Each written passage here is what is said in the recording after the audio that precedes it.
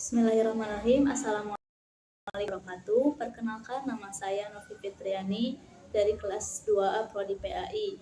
Bismillahirrahmanirrahim. Rabbi shrah li sadri wa yassir li amri wahlul 'uqdatam min lisani yafqahu qawli. Insyaallah di sini saya akan menyelesaikan ujian akhir semester mata kuliah Ilmu Pendidikan Islam dengan dosen Bapak Saiful Mukti.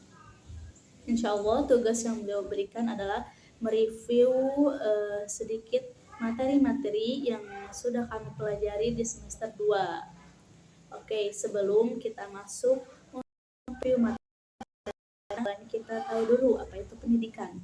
Pendidikan itu adalah proses pembelajaran jadi lebih baik lagi, lebih bisa lagi, dan lebih mengetahui lagi wawasan. Dan adapun mencakup pembahasan mata kuliah kita yaitu mengenai ilmu pendidikan Islam. Ilmu pendidikan Islam adalah masih berkesinambungan dengan pendidikan, yaitu proses belajar.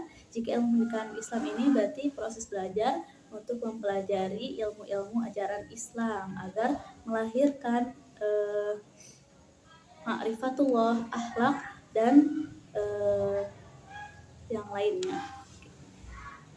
Oke teman-teman semua, kita masuk ke pembahasan yang pertama yaitu mengenai orientasi dan tujuan bentuk manusia menjadi manusia yang bertakwa, berakhlak mulia, dan bertanggung jawab. Dan tujuan utama dari pendidikan Islam itu tidak hanya tentang pelajaran saja, akan tetapi membentuk karakter ilmiah. Maka fokus dari pendidikan Islam itu disebut dengan orientasi yang didasarkan dengan ajaran Islam. Maka orientasi itu saling berhubungan dengan Allah, akhlak, sosial, akal, dan akhirat. Maka teman-teman semua setelah mempelajari tentang orientasi dan tujuan ilmu pendidikan, tahu sumber-sumber, prinsip dan nilai-nilai pendidikan Islam. Maka yang harus kita rujuk yaitu ada 4. Yang pertama Al-Quran, yang kedua hadis, yang ketiga ijtihad para ulama, yang keempat adalah kias para ulama atau pemikiran para ulama.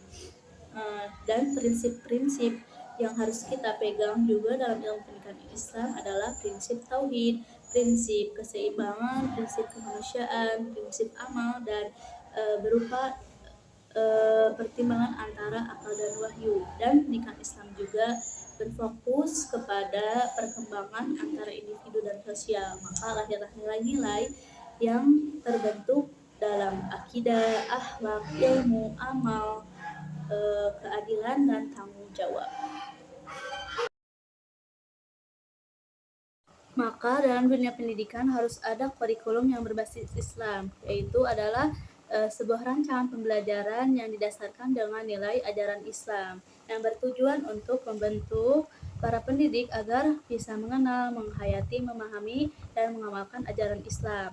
Dan kurikulum pendidikan Islam juga bukan hanya berfokus pada akademik saja, berfokus pada pembentukan karakter, keimanan, dan akhlak. Maka dari itu tujuannya untuk membentuk insan kamil, yaitu manusia yang seimbang antara intelektual, spiritual, sosial, dan akhlak. Ke pembahasan yang keempat adalah metode dan pendekatan pembelajaran dalam Islam. Maka seorang pendidik harus mengetahui bahwa tujuan untuk pembelajaran dalam Islam adalah membentuk seseorang agar beriman dan siap mengabdi kepada Allah SWT. Maka dalam pandangan pendidikan Islam, pendekatan itu kita memahami nilai-nilai ajaran Islam yang bertujuan untuk membentuk manusia yang beriman dan berakhlak mulia. Maka ada 2 pembelajaran, yaitu metode klasik dan kontemporer. Oke teman-teman, lanjut ke pembahasan yang kelima, yaitu ilmu pendidikan menurut perspektif Islam. Manusia adalah makhluk Allah yang diberikan akal untuk mempelajari bagaimana sesuatu itu dilakukan dengan benar dan menghindari yang salah. Maka manusia memiliki peran penting untuk menjadi khalifah di bumi ini. Dalam pendidikan Islam, semua aspek saling berkaitan seperti peserta didik, pendidik, kurikulum, metode evaluasi, lingkungan, dan alat pendidikan. Tujuan utama dari semua hal itu adalah mengembangkan potensi, mempersiapkan anak didik dalam menghadapi masa depan dan meningkatkan kualitas hidup pendidik maupun anak didik. Maka pendidikan dalam Islam juga harus diniatkan dengan ibadah, memperhatikan tugas pendidik, membangun komunikasi yang baik, menjunjung kreativitas, memberi teladan, serta selalu diawali dan diakhiri dengan doa. Karena doa itu adalah doa wal ibadah. Karena doa itu termasuk juga dengan ibadah. Maka setelah pendidik mempelajari ilmu pendidikan yang mendalam, maka pendidik juga harus mengetahui karakteristik anak didik sesuai dengan pandangan Islam, perspektif Islam. Maka dalam Islam, karakter peserta didik yang harus dimiliki dan dikembangkan oleh murid berdasarkan nilai-nilai Islam. Karakter ini bukan hanya soal intelektual, juga menyangkut akhlak seorang murid itu, bagaimana perkembangannya, dengan keimanannya, dan tanggung jawab, dan juga dengan spiritualnya, apakah dia rajin ibadah, apakah dia sering berzikir, dan bagaimana adabnya kepada Allah, orang tua, dan makhluk sosial yang lainnya. Maka setelah mempelajari peserta didik, kita juga harus melihat lingkungan dan lembaga pendidikan Islam. Lingkungan itu sangat penting bagi pendidik dan peserta didik. Ketika lingkungannya baik, ketika lingkungannya kondusif, maka akan melahirkan anak didik yang cerdas dan disiplin. Maka dari itu, dalam ilmu pendidikan Islam ini harus benar-benar menyiapkan lingkungan dan menciptakan lingkungan yang baik. Karena untuk akhlak, iman, dan karakter. Kemudian ada evaluasi asesmen dalam pendidikan Islam. Dalam pendidikan Islam, evaluasi ini memiliki peran penting dalam proses belajar, karena bukan hanya mengevaluasi dari akademiknya saja, akan tetapi dari spiritual, moral, dan akhlaknya. Maka dari itu, evaluasi dalam Islam itu memiliki arti yang luas karena bertujuan untuk mencetak manusia yang beriman, berilmu, dan berakhlak mulia. Selanjutnya ada integrasi ilmu dalam pendidikan Islam. Integrasi ilmu ini adalah menyatukan pendidikan agama, nilai-nilai agama dengan pengetahuan umum. Dengan tujuan apa? Agar anak didik itu bisa belajar dekat dengan Allah itu dengan wawasan yang luas, kemudian bisa berakhlak mulia, bertanggung jawab, dan berilmu luas. Maka dari itu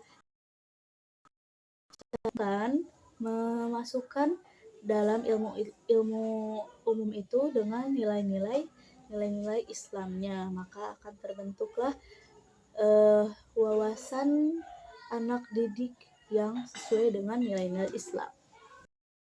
Oke teman-teman semua, materi ini adalah materi terakhir dari ilmu pendidikan Islam, yaitu mengenai pengembangan dan inovasi dalam pendidikan Islam. Pengembangan kurikulum pendidikan Islam harus menyatukan antara ilmu agama dan ilmu umum. Maksudnya menyatukannya adalah memberikan nilai-nilai pada ilmu umum itu tetap ada nilai agama Islamnya. Maka pendekatan ini digunakan untuk agar kurikulum menjadi menyeluruh dan seimbang. Pengembangan ini mencakup semua aspek seperti isi kurikulum, metode pembelajaran, penggunaan teknologi, pengembangan tenaga pendidik, dan sistem manajemen pendidikan. Dalam mengembangkan dan dalam inovasi pendidikan Islam ini tidak boleh menghilangkan nilai-nilai agama Islam dan nilai-nilai ajaran Islamnya. Oke teman-teman semua, kesimpulan dari materi-materi yang sudah disampaikan itu bahwasanya sebagai seorang muslim, ketika Allah lahirkan ke dunia, tidak lain hidupnya untuk beribadah kepada Allah Subhanahu wa taala, seperti dalam firman Allah Quran surat Az-Zariyat ayat 56. Salah satu bentuk ibadah bagi seorang muslim adalah menuntut ilmu. Maka dari itu, penting bagi seorang muslim untuk menuntut ilmu apapun usianya. Seperti dalam kutipan seorang ulama, menuntut ilmu itu dari buayan seorang ibu hingga masuk ke liang lahat. Bayangkan, jika manusia hidup tanpa ilmu, apakah akan terarah? karena hakikatnya kita hidup dengan menggunakan ilmu di setiap kondisi dan situasi tanpa terkecuali sekecil apapun itu.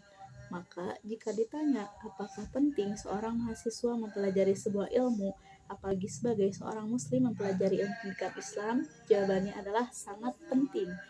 Kenapa? Karena ilmu pendidikan Islam adalah pokok penting dari ilmu-ilmu yang lain, asas awal untuk mempelajari ilmu yang lain atau sebagai pembuka ilmu-ilmu yang lain. Maka dari itu penting bagi kita sebagai mahasiswa untuk mempelajarinya lebih dalam dan difahami dengan sangat baik.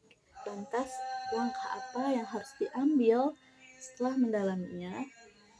Maka kewajiban kita semua adalah mengamalkannya kepada diri sendiri ataupun orang lain. Apalagi kita sebagai pendidik wajib untuk mengamalkan ilmu yang dipelajari. Karena ilmu pendidikan juga sebagai pondasi awal seorang pendidik untuk mulai mendidik dan mengayomi murid-muridnya.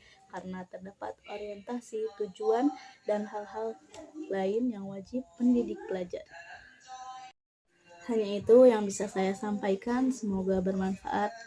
Wal akhir, wassalamualaikum warahmatullahi wabarakatuh.